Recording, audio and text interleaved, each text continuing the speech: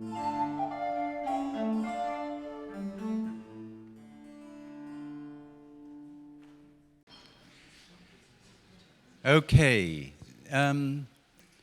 so I just wanted to say a couple of introductory things. Obviously, this is the, Jose, am I right in saying the fourth? The fourth of the series, The Human Face of Architecture, which has taken a very interesting wide sweep culturally, I think. And I'm delighted that Shirazeh Houshiary is going to give us tonight's seminar, lecture. And I know that Pip, her partner, is here, who is deeply embroiled. And it's interesting in a way that by chance, because there's been one other point in my career that we've been quite intimately connected at St. Martin-in-the-Fields with the East Window and the altar, which I think is probably, in my view, the best piece of public art in London. It's a really significant, wonderful piece. And out of a long list, there was then a competition for the artwork on the building we're producing for a new court building in the City of London. And Shirazeh came a clear lead on that and has developed, I think, a wondrous piece of work. And I think it's fair to say that these interventions in the public sphere are down to a wonderful dialogue between yourself and Pip, who is an architect by training, great talent, and somebody who was at the Royal College of Art, as I was, at the same time, or thereabouts.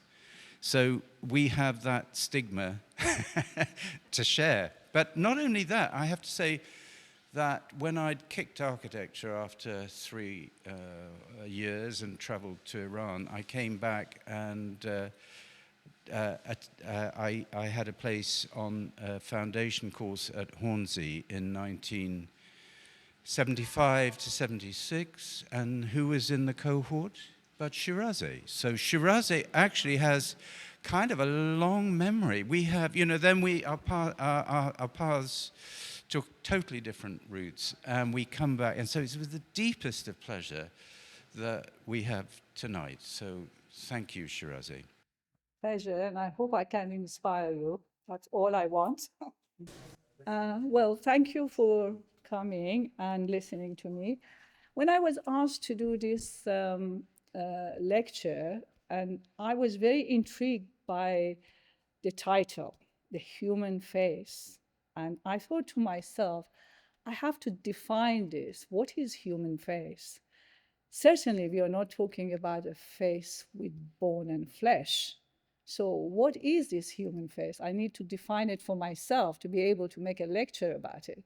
It's actually something that people just listen to it, or they hear the words, but they don't really know the meaning. So this is how I started. And so I felt that human face is a kind of a presence without defense, without resistance. In this sense, vulnerability is not just emotional state, but condition of being human. This is a painting by Zubran, and I'm going to be showing tonight quite a lot of, few slides of Zubran work. And Zubran is very close to me. I have been looking at his work for the last almost 40 years. I travel everywhere there's an exhibition of Zubran. I have an obsession with Zubran, and he's inspired me immensely. And I'm going to be talking about him at the National Gallery with the director of National Gallery, because there's a big, huge show they are planning of Zubran work in May. And I will be talking about Zubran with him in June. So Zubran is at the center of my work. And I want to really, because sometimes your images can open up directly a channel to our mind and to our emotion. And so I want to speak through images. And this is why I'm using Zubron as a way to speak what is in my mind. And I'm not using, I do understand Zubron was a painter it's very important to the Catholic nation. And he was from Seville. He's a Spanish painter from 17th century, for those of you that you don't know him. And a lot of his work was the subject matter were religious painting. But I'm not looking at it like that, and I'm not an art historian. I'm an artist. I'm somebody who studies painting and goes inside a painting. I don't stand outside and try to understand its history or its dates or so on. I try to feel the painting. And this is a different matter. So I don't have what I'm saying, it's my view. It's not an art historical view. That's what I'm trying to say. So here, this painting for me, it's the Agnus Dei, and it represents the human face. Why do I say that? Because I feel vulnerability is not weakness, but something essential. Without it, there would be no ethic and no moral weight. In this age where vulnerability usually is framed as failure, yet without it, there would be no compassion, and the word that denies vulnerability usually seeks control over understanding and certainty over relation and power over care. So we can say vulnerability is the ground of ethic, and therefore it is not emotional or sentimental state, but it is a condition of an individual. But not just individual, it's our government, our cities, our environment, our societies, our world, our planet, and the nature itself is fragile. We have to remember that. So vulnerability, I start with this because this is very important. So when we talk about human face, we have to know what this human face it is, and we have to introduce that into our conscious mind.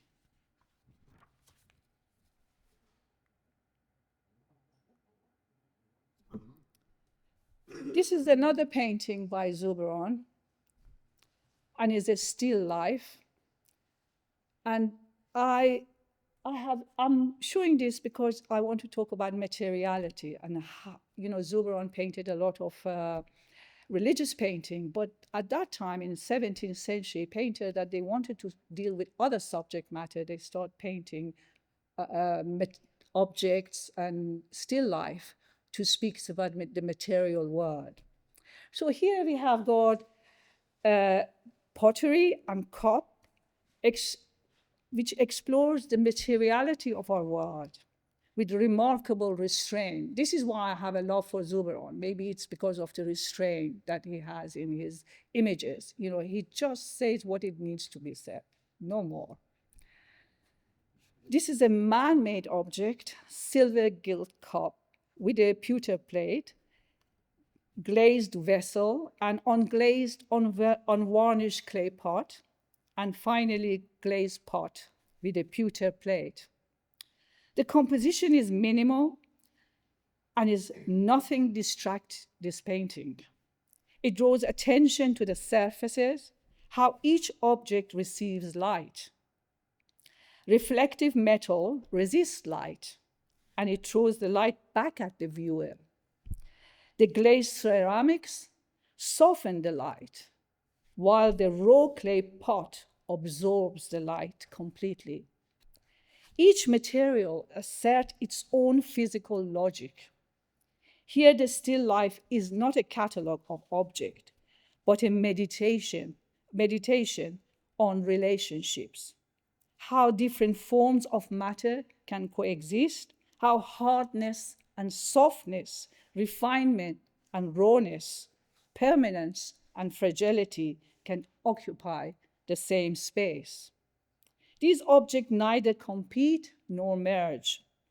They stand in quiet relation, held together by proportion, balance, and silence. The relation between material is not a static, but ethical. how material are joined, constructed, and yet they remain what they are. The unglazed pot is not inferior to silver cup. It's simply different. Here the painting suggests that the meaning rises not from excess or domination, but from attentiveness. Materials speak when we allow them to speak, whether in a still life, a sculpture, or a building. This relationship between materials mirrors our relationship with the world itself.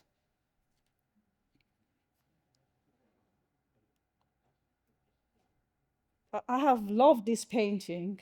It's a small painting, A Cup of Water and a Rose by Zubron. And this painting is at the National Gallery. It's a small painting, 20 centimeter by 30 centimeter. And I would say this is probably one of the masterpieces of what they have in National Gallery. It's so powerful, this painting, and you just need to stand in front of it. I have spent a long time contemplating this painting. And I have made a film, which is about this painting, which is on the left-hand side. And we will show later on the film that I have made. But let's just first talk about this Zubron painting, because this is very different from the other still life. Zubron here brings together a glazed ceramic cup, a pewter plate, a rose, and water. The composition is simple, spare, nothing distracts from the quiet encounter between the man-made object and the natural. The cup and plate placed beside the fragile bloom and the elemental presence of water. What is remarkable is not contrast, but harmony. Cup fired by human hand, the rose shaped by time and growth. The pewter plate hold its cool metallic stillness, while the water introduces transparency and reflection. Each element retains its own nature, yet none overwhelms the other. There is no hierarchy, only balance. The rose, soft and perishable, carries the belief of decay. The cup and plate suggest the desire for durability and human intention. Water moves between them as a silent mediator. Nature and culture are not opposed. They are interdependent. Zubron achieves here a balance that feels distant from our own time. In an age marked by excess, speed, and disconnection from natural world. This small painting proposes another rhythm, measure, attentive, restrained. The stillness becomes a form of contemplation. This is why the image has endured for centuries. Its power lies not in grandeur, but in clarity. It reminds us that harmony is not an absence of difference, but the careful placing of difference in relation. Not dominate nature and sits beside it and aware of its fragility. This is the east window at St. Martin's in the Field that Eric was talking about. And the church went on the go of complete renovation that Eric was involved, and the east window was part of that renovation. As I just give you a little, you all know probably the history of the St. Martin's in the Field, but if just repeat it again, maybe just for those who don't know, that the church was designed by James Gibbs in 1722. And as you all know, this church has a very rich history. So I felt that I needed to create a window which would resonate with all people of different faith and both faithful and secular, rich and poor. It needed to be in harmony with Gibbs' vision as well, and sensitive to his architecture. I proposed a monochromatic design with an oval twist at its center, creating a vertical energy echoing the agony of cross. And on the other side, you have the Veil of San Veronico by Zouberon. This is actually another favorite of my favorite painting. He has done many versions of this painting. In other version, the face usually becomes the cloth. There is no distinction between what the face is and what the fabric is. And as if to say, there is no distinction between subject and object. They become one. And I love this version. He did this painting when he was very old. And I very often think when artists get to the old age, they do something quite magical, which nobody maybe understands. But through that not understanding, maybe they come up with something amazing. And he has, because he's not painting the face anymore. There is just the oval light, as if the fabric is the ground is important. And if you think window is the ground, is the veil, and so the light is everything. And I realized that. And the oval, what is very interesting, the oval is in the Gibbs architecture. Both sides of the east window, you have two oval windows, and it's also in the architecture of the ceiling. So he has already used this oval. So when I put the oval on the grid, something happened. And that is to do with the tilt of the head. I found this magic. Because Zouberon tilted the head. And I think what he has done, now after all these years, I'm beginning to understand what Zouberon did and how I got it. Zouberon understood that by tilting the head, you distort. And that distortion is very important. And when I did it on the oval, and I tilt the head and I distort the composition, what you had is the cross. But more than that, later on, so many physicists told me that this is actually the black hole. This is the geometry. This geometry is in the cosmos, is in the universe, is in its own galaxy. And why? It creates a spiral. That little tilt of the head creates a spiral that is at the heart of the atom. So what Zouberon is doing here, which I found really magical, is that he's negotiating the cosmic with the human condition. I think very few people, you have to really spend your life to get to this. This is what I discovered. And for me, discovering it takes years. It can't happen by looking at a painting, just glance and walk away. You need to spend your life to look at it. And this, it requires a lot. And we just don't have the time to do that anymore. But in his time, there was a lot of time. Now we are too fast. Anyway, the warp and weft of the structure, which holds the glass, are made from shot-peened stainless steel. The glass was etched on both sides, transferring the marking of my painting onto the glass surface. The etched marks are slightly unaligned to allow light to move between them and animate the surface and create a three-dimensional effect. The experience of the window changes throughout the day. In the morning, the marking appears like dust, as if you are looking through the dust. And in the afternoon, appears similar to looking at the cross, reflection of the cross in the water. The central ellipse has been etched and filled with a transparent white flux. It has a presence in the day as well as at night. We use projector and masking the oval to illuminate its surface and to create a halo, because we had two projectors, that they are hidden in such a way that nobody can understand the source of the light when you look at it, at its center. And when you're sitting there and you listening to a piece of music in a concert, especially in a spring or summer, the light of the day, as it fades, this intensifies. But there's a whole world in that change of light from, it's like dusk. It's not like putting something on and off. I hate that. That's like killing light. Light has nuances. It's infinite possibility and infinite atmosphere. And we only look at it, switch on, switch off. Kill the light.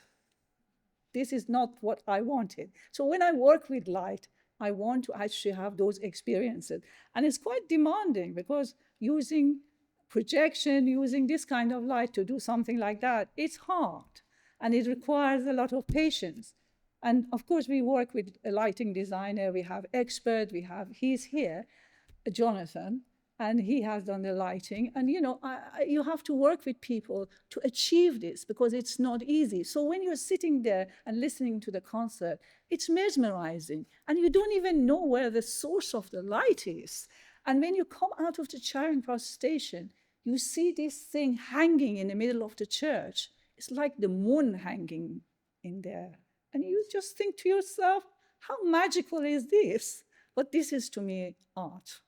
I mean, if you can, this is what I found in Zouberon.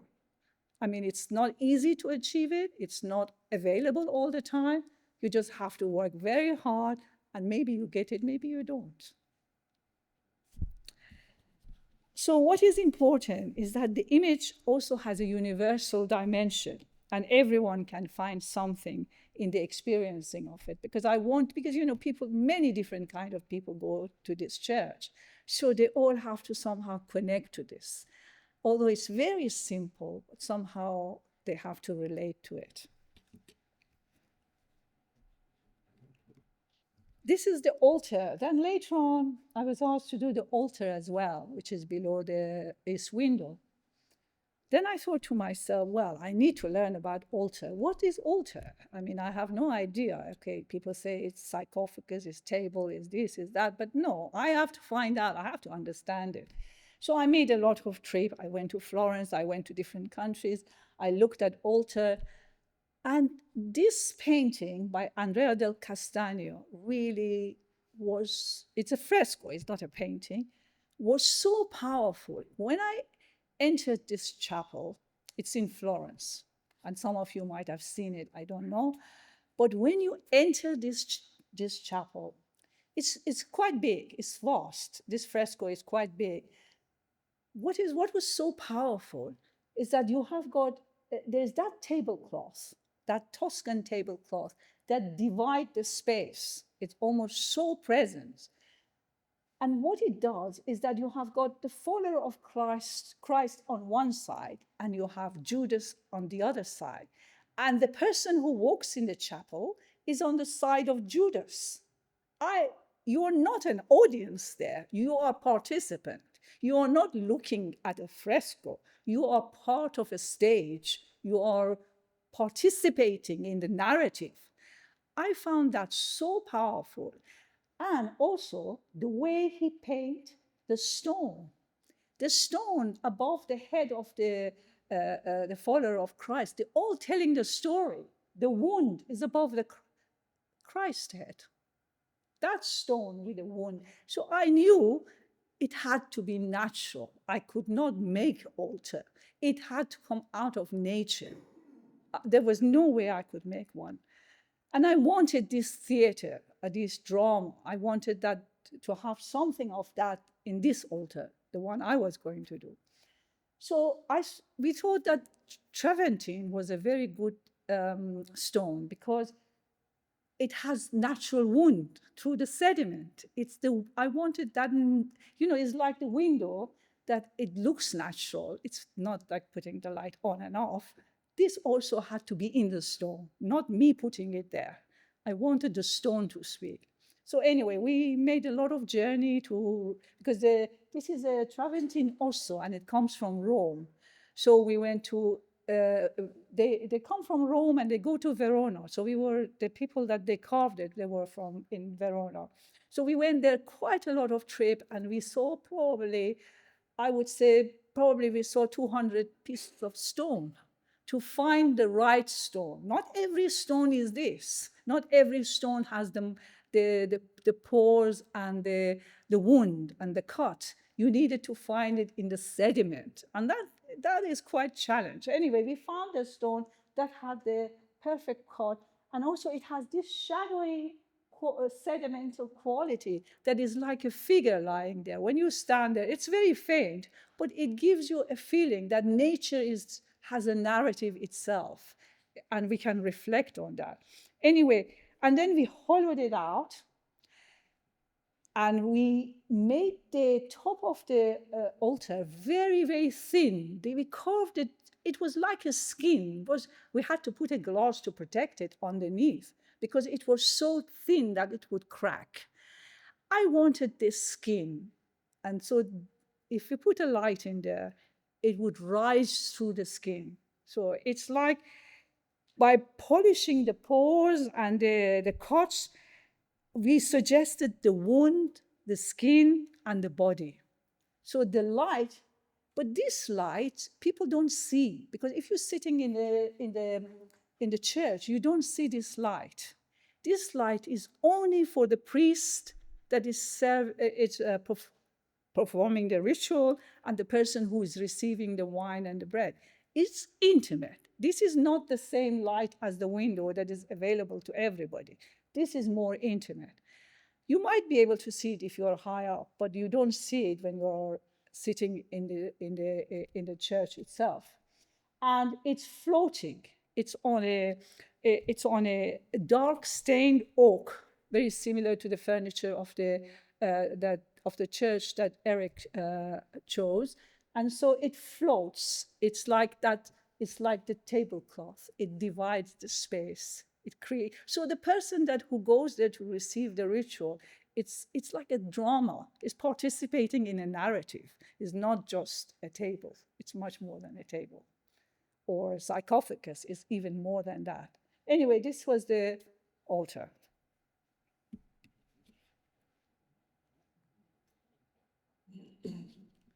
Now we go to some, I'm going to show you very quick, some of my work. And then we get to Eric project, Salisbury Square. It's not finished, but it's in the process of happening. After the St. Martin's in the Field, I fell in love with glass. I've never worked with glass before. I suddenly discovered glass, and I became completely obsessed. Since then, I have made so many glass sculpture, glass everything, because glass encourages the experience of dream. Its transparency and opacity, reflection and fusion, presence and absence. It transforms its surface into a dream landscape. It's really an experiential experience, glass, and it also plays with light. It's in front and depth, all are fused to create an image. And what is even more important for me, when you blow glass, you use air. But I'm not interested in blowing glass. I'm interested in casting glass. Why? Because I'm interested in water, in liquid. And I can capture the experience of the liquid inside the glass, because you can see through the texture, the bubbles, the patterns of the liquid, the movement, and you get all that inside the glass. And I think cast glass is blown glass is about air, and cast glass is about liquid. So this is a difference. Anyway, this is about 3.5 meter object, and its footprint is in oval shape. They are very complex. I have an engineer to work with to make something like this, because it's not easy. And they're made out of glass block, and they are connected by stainless steel ring that is polished mirror. So it dissolves inside that. You don't even see it. So it's a bit like a warp and weft. And as you walk around it, it changes quite dramatically. Every angle has a different view. And it also, because of the color, I usually work with a color and light, it dissolves. It dissolves in a landscape at different season in a different way. And its title is Safe, and it's in Rice University in Houston. That's what I was going to say. This is another piece. I'm just showing you what the kind of intervention I have made in public spaces. This one is another tower, which is suspended from the ceiling of Jimmy Choo townhouse store in London. That's actually in Bond Street. I mean, it's a permanent installation. This work is 8 meters long, and it hangs in the stairwell void, linking the 3 floors. It's a permanent installation, and its title is Chrysalis. Here there are 2 helical towers, one inside the other, one made out of hollow anodized aluminum blocks, and the outer is made out of 4 shades of lilac color, and the inside of 4 shades of the blue color. The twisted skin is like a lace woven from 2 opposite horizontal and spiral movements. It is porous to light and air.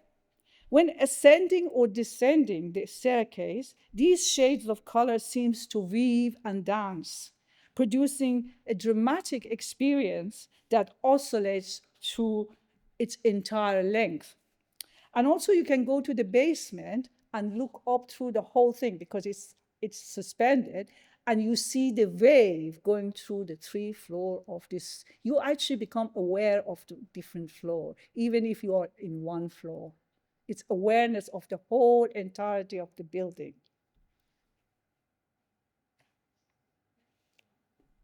These 2 sculptures were made also from glass bricks of different shades and colors, and these were shown at Venice Biennale in 2013. The smoky colored glass is called flicker, and the blue one is flux. Each piece develops as a repeated extending echo of its footprint. What I want to tell you a story before I go further. I don't know if you're familiar, but Duchamp did an experiment that influenced me quite a lot. He had a string of 1 meter, and he dropped it from a meter high into the floor. And every time he dropped it, he got a different shape. Sometimes he got curve. I don't know if you're familiar with these works of Duchamp. Sometimes he got like a S shape, some different shape. And then when he measured the 2 points, sometimes they were like 80 centimeters, sometimes were 90 centimeters. So even the measurement changed. So this was like the idea of a chance, that a lot of the things that we think is fixed, in fact, is not fixed. Everything is in a state of flux, even measurement. So I became very fascinated by this. So here the footprints are generated by dropping a slack elastic band, similar to the idea of Duchamp, to the ground and taking the outline as a template. This outline is produced by chance, similar to what he did, and will determine the shape of the sculpture. The elastic band needs to be both slack and taut, similar to the string in a musical instrument. If it is too slack, it will have no shape, and if it's too taut, it will be more of an ellipse. This footprint will become the outline of the layers of glass brick, which are then rotated around a certain central axis between 4 to 6 degrees. This is the maximum degrees that its form will allow before the structure becomes unstable. The result is that the form appears at ease and graceful, yet it is under optimum stress, and where instability and equilibrium can coexist at the same time, and also chance and precision seems to merge. So it was, I have made a lot of experiment like that with this, with a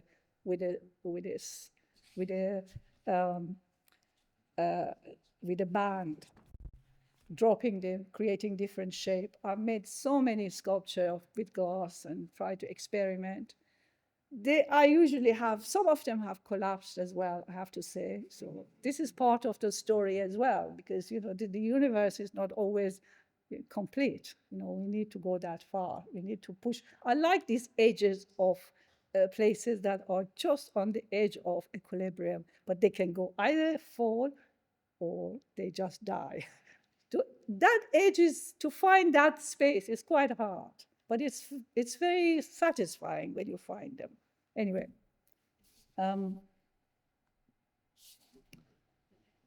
this is the installation view of a work I did. These are not object anymore. This was actually in Long Museum in Shanghai. It's called Maelstrom. There are a group of nine-part piece. And at the back is one of my painting, because I also paint. I'm not going to talk too much about my painting, but this work, these 9 parts here, they are not object, but they are field of probabilities that creates movement in the space. Each part and its footprint is in spiral shape, and they suggest vortex. They are constructed from hollowed powder coated aluminium blocks in colors of malachite and blue-green. Each sinuous line is almost like a curled up dragon or snake shape, similar to that of early life form. They meander in a space like the river. They rise and fall, creating a sense of waves. The surfaces are very smooth, almost like silk. Yet they also have jagged presence because they are hollowed bricks. They give you this jagged presence. I'm very interested in water. So this has a feeling of as if it is suggesting watery quality in the space, because it meanders in the space like a river. And because the medium of my painting are water, I flood the canvas with water and pigment and allow the water to move the sediment, creating the work just as water, sculpting our landscape and even shape who we are. Water, actually, I just came back from Petra, and one of the most amazing things is how water can carve through the canyon. It's spectacular, it really is. So water creates the landscape that we live, creates our cultures, creates who we are. I think it's more powerful than we give it credit anyway. And what I would say, sometimes I get very upset when I know the story of some rivers. I love rivers, and like there are so many rivers now are covered in London. They are in darkness. I am furious about this. How dare are we that we bury this living thing, this sculptor? How can we do that? We kill the river. Anyway, we don't go there. This is from another angle showing the same piece, Maelstrom. And at the back, I have a piece, the glass sculpture. I'm just showing you, because this was an installation I did at a Long Museum in Shanghai. And the glass sculpture is called Cleave. And maybe I show you on the next slide here. This sculpture changes from every angle you look at it. They can never be the same. And I was very fascinated by seed pot. Its footprint is like a seed pot. And one of the most amazing things that I was watching is that I was watching seed pods coming down to the ground. As they come down, they spin. And when they spin, why do they spin? Because they want to go far away from the mother tree so they can grow. And this, I felt that they were creating a word. They were creating a skin of a presence of some, it was a piece of sculpture actually. And so I started playing around with seed pot. So the footprint of this sculpture is like a seed pod, and it spins like the spin of the, and it's very beautiful to watch the seed pod spinning and finding a place far away from its parents. Sorry, I mean, that is my painting. It's called The Big Picture. I mean, we don't talk about the painting because that will take a lot of time.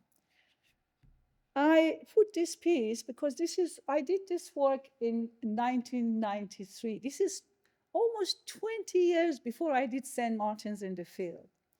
And I think this is the precursor to what St. Martin's in the Field gave, because I was very interested in the grid and light and gravity. And so in this one, which is called the Turning Around Center, there are 4 1-meter cubes of lead with elements of gold leaf, which have been placed in a linear arrangement, these cubes. Light is reflected from the gold leaf surfaces, which gradually increase in the cube, suggesting progression from darkness to light. Within the top of each cube, a square is embedded at an angle as to imply movement of spinning. The square is imagined to continuously turn, opening a window in the body of cubes. As the square spins from one cube to the next, pure light in the form of pure gold appears inside the darkness of the lead. In the square of the first sculpture, there are 25 cells. They are surfaced only in lead, suggesting inverted pyramid that slope towards a shallow central cell that appears empty, as if waiting to be filled. The second and the third cubes have 36 cells. And as the square spins, the cells will be filled with light until in the third cube, there is a complete, perfect balance between dark and light. And at this stage, the curve and its variable have been revealed. It's the grid and the curve, because from the square and the grid, I discovered the curve. The progression is completed in the fourth cube as the warp and weft of the structure disappears completely and only light-filled window remains.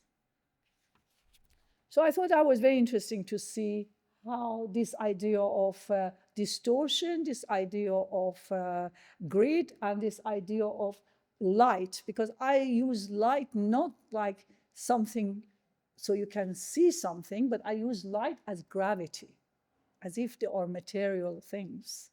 They have substance. So here the light actually creates that distortion in the grid of the warp and weft of a structure of the square, and then you have the curve. It reveals the curve.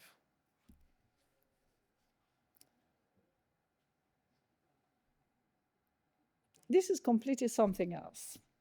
I was asked to do, by Art for the World, to do a playground for children who have experienced trauma and wars. Like at that time, this is a very old work. At that time, there was like war in Bosnia, I think it was in Iraq. So this was a collaboration between Art for the World and United Nations. And the idea was to make this playground for those children.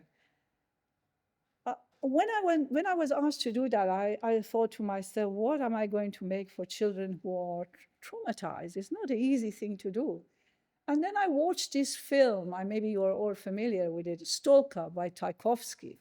In that movie, there's a nuclear event, and the landscape is all destroyed and poisoned, and the poet and the scientist are working together.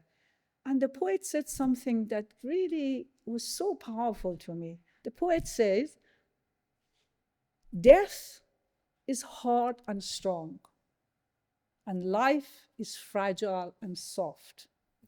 I thought to myself, we make our cities, playground, square, everything hard and vandal-proof. We are so desperate to make everything hard and strong. we kill the soft and fragile. This is actually a disaster. Have we ever thought about that we should stop asking things to be vandal-proof? A flower doesn't make itself vandal-proof. The flower is soft, it's fragile, and if you don't look after it, it dies. This is very profound, and somehow we have managed to get rid of it. We don't want anything to look fragile, and that's where it comes back to vulnerability. We want everything to be strong, the playground to be hard. So we made this cube, which had these fabric, which are like a cornfield. So children can go and hide inside them and play and disappear, yet they would also still, you would see them, they would be visible. And we couldn't make it because the United Nations was not really, it was not possible for them to do something like that in Iraq, or, the problem was too big. So we'll end up making it in a Peckham school. But the children are children. They loved it. They absolutely loved it. And they saw it as a cube of light, the ray of light. They wrote about it. They play with it. But I'm showing this just to say that sometimes it's important to celebrate the fragility of our world and not try to make everything hard and vandal-proof. Now we come to the project that I'm working with Eric Parry. I was asked to do this, the court building, Salisbury Square. And for me, I mean, the idea of doing the facade of a building was quite a challenge. And I have to say, I admire Eric to have even the courage to give it to somebody else. I mean, really, this is not, because usually architects do not want somebody else to do the facade of their building. I mean, that's very rare. And he is very generous to even suggest such a thing. And I do admire that. And I was thinking, what do I do? I mean, this is such a difficult project. When he asked me, I thought, well, let's go and study. I mean, that's the only way. Let's learn about the place. Let's learn about what court is and why we have court even. What is justice? I got involved with all of this so much that, in fact, it's been too much. And now I want to get out of it. But anyway, we visited different court buildings, like we went to Royal Court of Justice, we went to many different courts. And as you enter the Royal Court of Justice, for example, what do you see above your head? You see King Alfred, you see Christ, and you see King Solomon. It's a biblical story. And I was thinking, okay, this is what justice is, it has a biblical roots. And so I started researching about King Solomon, and you probably are very familiar with the story of the two women that they had two babies, and one of them died, and one survived, and they both claimed. And then King Solomon said, we cut the baby to half, so each mother can have one. And it was a wise thing in his time. And and of course, the real mother doesn't want the child to die, so was prepared to give the child to the other one. Then I thought to myself, well, if you're living in 21st century, if this event would happen, we would have DNA, and through DNA, they would find out who is the mother. You don't need to cut the baby to half. Anyway, so the DNA became my inspiration. I thought, well, this is actually quite interesting. I have to now research that. So I'm just going to go through it very quickly. So I've done my project was to do these 10 panels and the full screen in front of the window above. But these were my inspiration. So I thought I wanted to use the sequence and the DNA strand in this project. The sequence I used for the screen, and I used the DNA strand for the panels. This is the marking from one of my own painting, and that is a fingerprint. One of the things about our fingerprint is the only thing about us that since we are born, it never changes. Everything else about us changes. everything. Our cells change, our look change, everything. Our fingerprint remains because it's our DNA. And it's quite fascinating. I always found that my own work has got a quality of fingerprint. I've been fascinated by all this. So nature has built in me a biography. So the biology is not just biology, it's also biography. And this is very profound because culture relates to our biography. Without our biography, there is no culture. So this was my inspiration. And then I thought, where have I come from? I mean, when I walk in the city, I love the lichen and the algae. I like the way the lichen grows on the tree, on the building, on the stone. These have been single cell structure connecting to my DNA since they are my ancestor. And we are walking every day by these things and never take notice of them. They also are there. That's why our planet can breathe and have the oxygen for us to be alive. So they are actually very, very important. So I wanted to bring them also into project. So because I become to the idea of why we use glass and stone, because the facade, the building is north facing. And when I was told to do this building, I thought, wow, the ground floor, there's no window. You can't look, there's no light. I mean, it frightened me even to look at that you don't have window, you have nothing, you just, because of security. So I thought, well, we have to have light. We have to somehow create a window. We have to open up somehow. I couldn't bear the idea of these things that are completely telling you, go away. Because it's a court. It has to invite you, not to tell you not to come near me. So that is why I use glass, because the stone is it absorbs light. But what the glass does, animates light, is a playful. So we also be using light. I'll show you later on. Then the client didn't like the project. I mean, so I mean, you have to go through all this.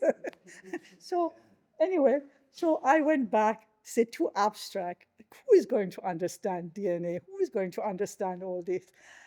And I thought to myself, okay, well, I have to come up with something a bit more maybe available to these people because they are not going to get it. They are telling me nobody will understand. So I thought, well, okay, we are now talking about our biology and we are talking about our biography. The next thing is culture or morality. And so I thought I use words.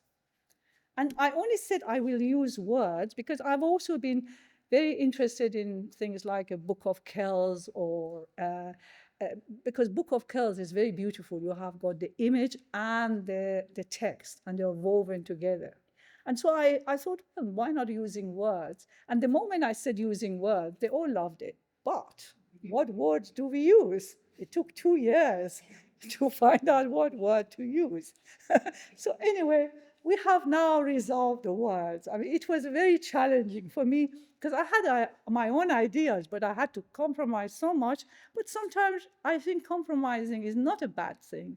It enriches you and it enriched the project. You just have to have patience. That's the difficult thing. And because I work on my own very often, I'm not used to have this patience to listen to others.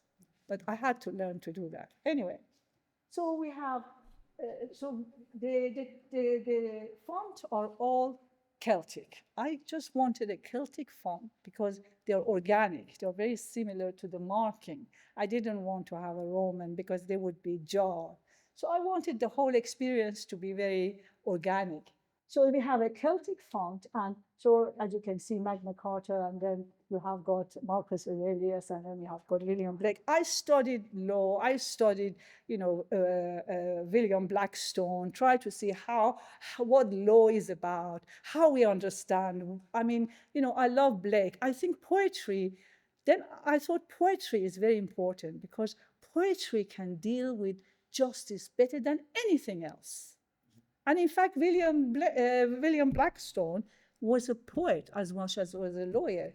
And there's something about the poetic imagination which allows as Blake very often criticized the law. You can have the best law in the world. This Magna Carta is beautiful, but you don't have justice. Justice is something very different. So Blake says, you have the ox and you have the lion. You can't give both of these two straw. The ox is happy to have the straw, but the lion will die. You can't do that. So the law has to learn to treat each individual on a different level. You can't have the same law for two people, exactly the same. The law is just a guidance.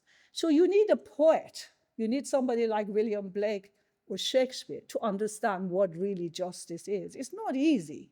And that's why ultimately in our society, every society, doesn't matter how fantastic law they have, there'll always be injustice because of that, because it's so difficult. The idea of justice, I discovered, is one of the most difficult things to really even contemplate, because it's so complex and you have to transcend duality. So I thought poetry could actually deal with that.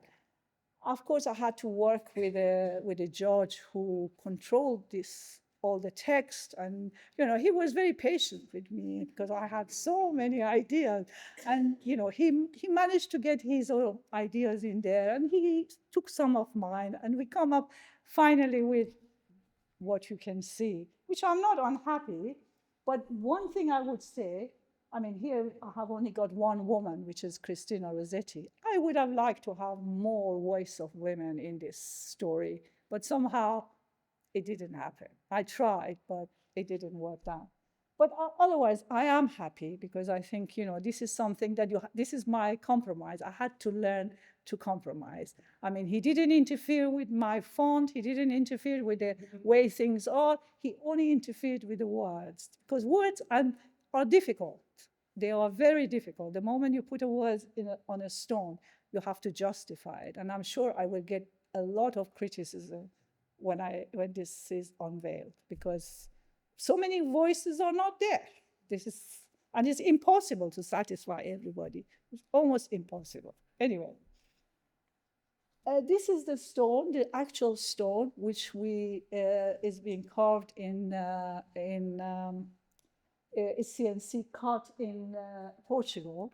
And this is the biggest one. And you can see what the scale is. And there's 10 of them. I think one would have been enough for me. But to do 10, it was like, I mean, I have to say, when one day I will look back, I will be shocked myself. Anyway. And this is some of the lighting. The lighting was very important because we have the glass embedded in the stone. And then I wanted to have the fiber optic. We are going to use fiber optic. I have a lighting designer here. Fiber optic behind, so it can just make the glass to glow. I don't want it to look like light. I want it glow. I want the light to feel, the glass to feel as if it's glowing. And in the daytime, because it's north facing, it doesn't even get the sun, so the glass doesn't get animated. So I have to do it from the back. There would be a light from front as well. We are working on lighting is everything. But this glow in the daytime will be merged with the daylight. But slowly at night, it will intensify. Not too intense, but just a little. So the building will always be alive. It would not go to sleep. So the colors are all wrong here, I have to say. These are just some experiment because I haven't still done the real color. I mean, I'm in the process of doing the colors. These were just some experiment that we were doing in Munich. And this is the screen above. As you enter, this is what you will see. And the screen is the DNA sequence, but it's more than that. I wanted to have a movement. I want them to be like St. Martin's in the Field, to have depth, to have three-dimensionality. So I'm going to be using, the glass will have etched front and etched back with marking that will actually makes the whole window move and shimmer. So it won't be flat and boring DNA sequence. I don't do things like that. I struggle to create something that has a life, and it's alive. It's not just flat color. I'm not into that. So I'm struggling at the moment. So I shouldn't even be showing this, but I am. So it also the frames are all decided. It's all been done. We are happy with it, and it's almost like it's contract and expand. But we need to solve the movement, and also because we have the floor plate here, we have to hide that floor plate. There's a lot of things that we need to work through. I mean, this is a long process, but this is the experience anyway as you go in through and this is the view from the west that you can see, and this would be the view from the east towards the St. Paul. And so I just read one poem, which I wrote myself, on justice. Humanity, through deepest store, must rise to light and discover what is just, a truth to guide the lost through dark despair. Thank you for listening to me.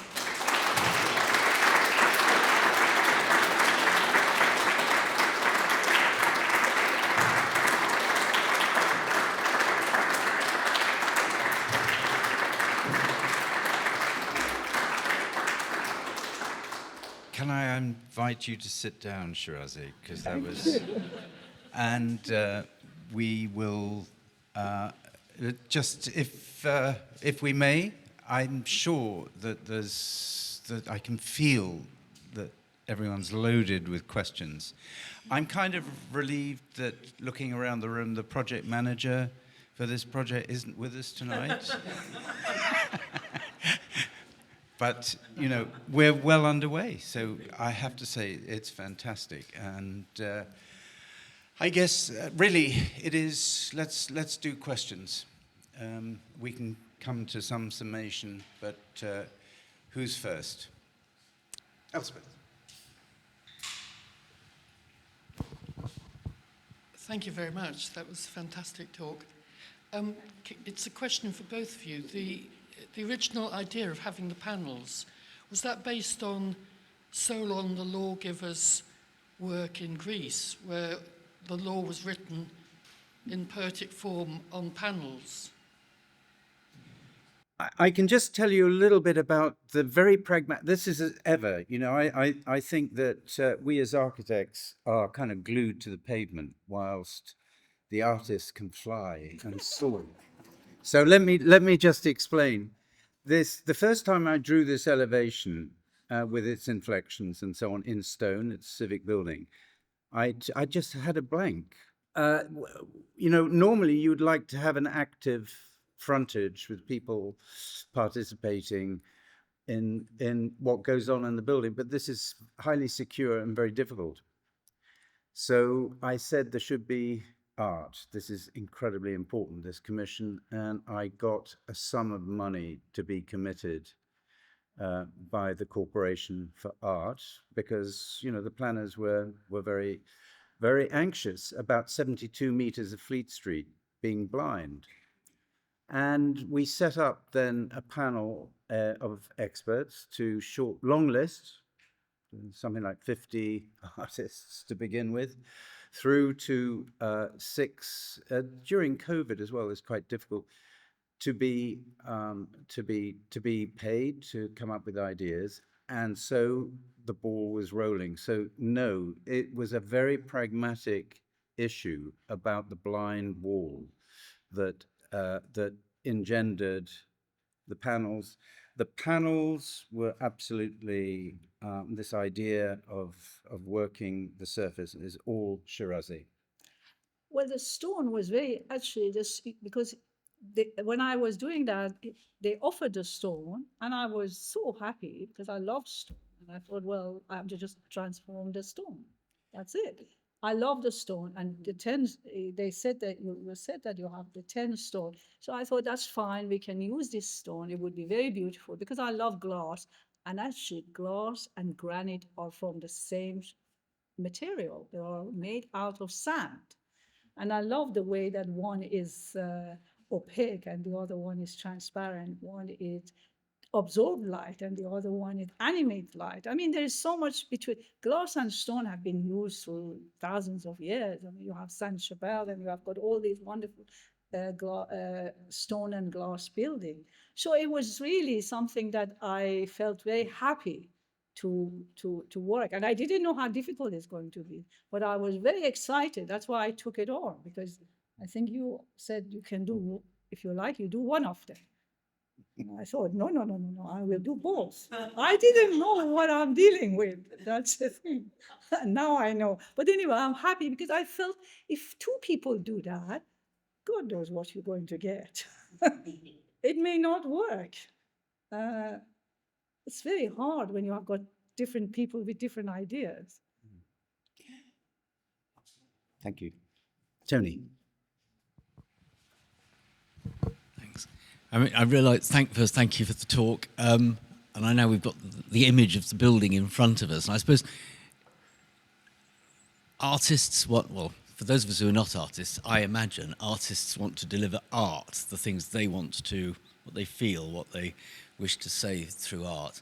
And of course, as you just said yourself, as an artist, you've had to compromise with the state. Well, you know, it's a civic building, and the whole building itself, as Eric has said, has to do what this particular building has to do in this very particular place. Now, looking at, you know, St. Paul's Cathedral in the background on this image, I'm guessing that Sir Christopher Wren had to deal with Charles II or whoever it was about whether it's got pineapples on it or something else, whatever it was.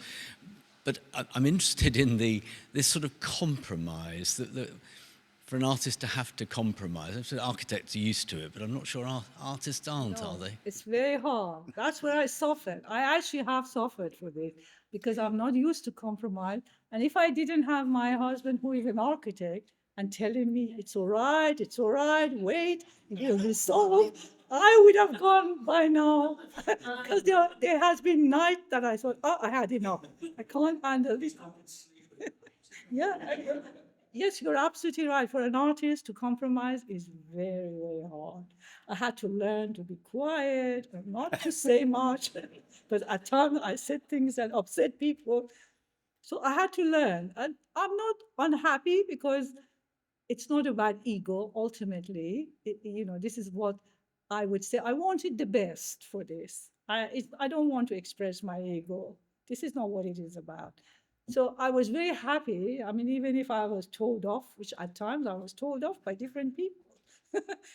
And I learned to accept it because I think it's the end. If I think about the end, I can go through all the difficulty. I think it's worth just concluding one further bit, because we should talk also about your amazing work. But it was when the words were a form of compromise, just to add to that point, for the corporation who wanted narrative and a sense of place. Then I remember taking two very, very high placed judiciary members around the site, and they realized there was going to be artwork, and they said, oh, we should see the artwork and we should see Mr. Blackstone's quote. So you can't have words.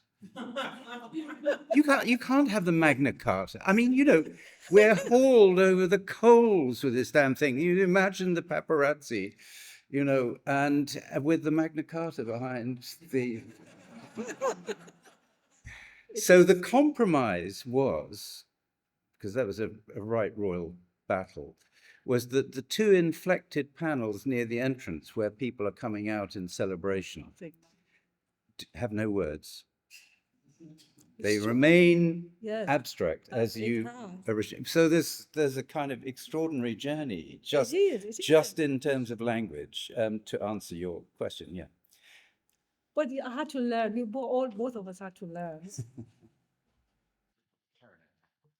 Thank you so much for a really mesmerizing and inspiring talk. I loved what you said about Zurbaran, and I loved how you spoke about vulnerability and the need to show that not only in ourselves but also in the way we construct cities. It's very beautiful. I actually wanted to ask you about the film you made, which was extraordinary. I'm assuming it involved the use of AI. But I don't know. No, Okay. no, But okay. Well. So it didn't. But it then I'd be did not. fascinated to know how No. you made this thing. I made it in an animation studio. No, Okay. no. Yeah, I mean, this is properly done. And then, well, interesting. To discuss what proper is given where we're going. The second question I had was actually related to that in the sense that a lot of your work's extremely tactile and very much to do with materials. And I wondered if you could, I was fascinated to know how it feels to you, the difference between making a film, however you made it, and you made it properly, which is good to know, or making something that's, material and in a physical space. Yes, I understand it, but my work is very tactile, and I'm a person of hand. Actually, I make everything with my hand. I even not the sculpture. I mean, now the sculpture is made with factor mortar or different people, but I make painting. It's all done by hand. I love my hand because I think the hand makes you think better. If you don't use your hand, your thought is not really coherent. So hand is very important to me. And making film, I've been making film since 2000. I mean, I've made many different animation. I work with, and I do use the new technology because I think I can speak a different language. It allows me to do things that I could not do what I'm doing by hand. So this is another side. I don't reject the development of new technology and what we have.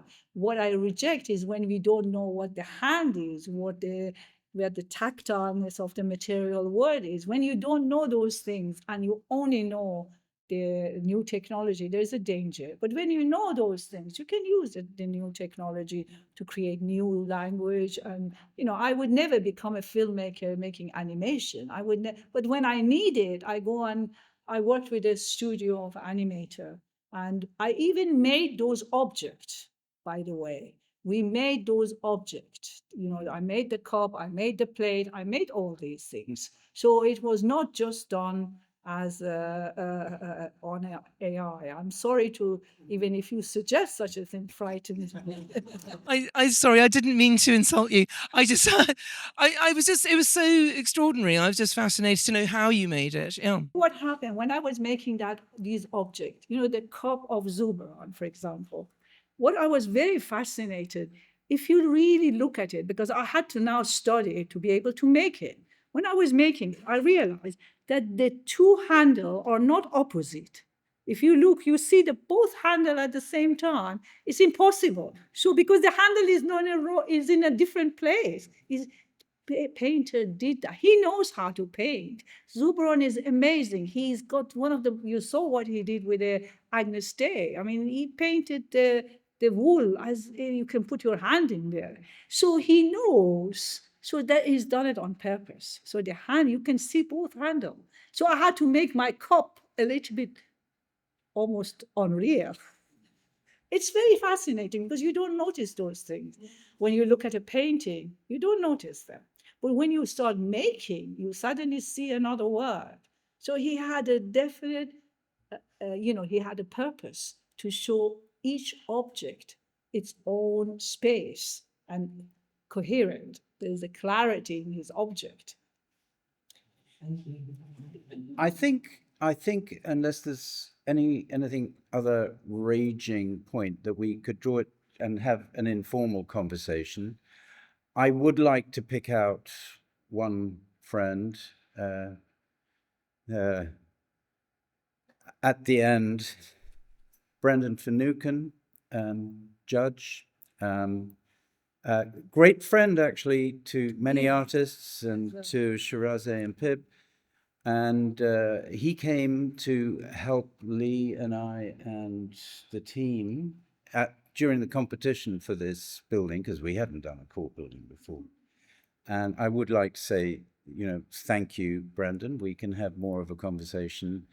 And most sincerely, because the kind of divining and understanding of the subtleties of material is above all else the thing that I think enchanted everyone tonight. It was brilliant. Thank you. Thank you.